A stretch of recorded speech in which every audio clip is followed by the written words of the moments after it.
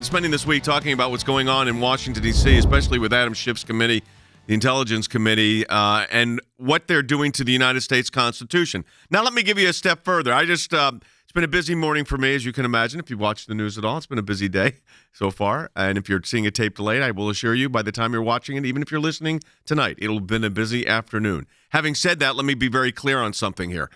What is at stake? It's the United States Constitution. We said that what's happening with Adam Schiff and company is weaponizing the United States Constitution as it's being executed. Look at the events now in the last 24 hours. You had a witness that testifies, no questions from the minority. This would not take, that's like third world practice.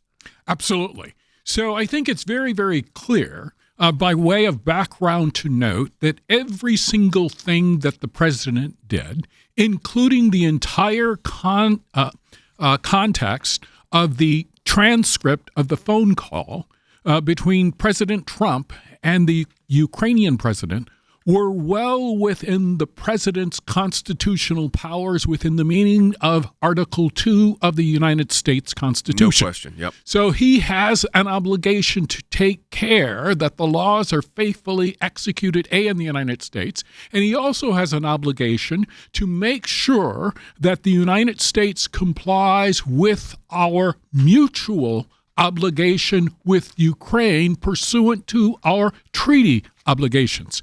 And so it's important to note that in the year 2000, the United States Senate ratified a mutual assistance treaty between the Ukraine and the United States. And so everything that President Trump did with respect to his conversation with the Ukrainian president is consistent with his power within the meaning of the Constitution.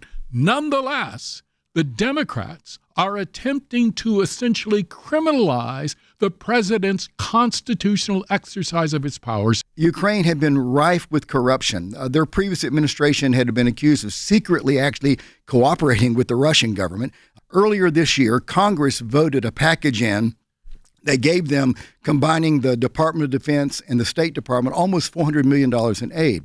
President Trump simply did not suspend it. He halted the aid. He did not give that to them immediately because of two things.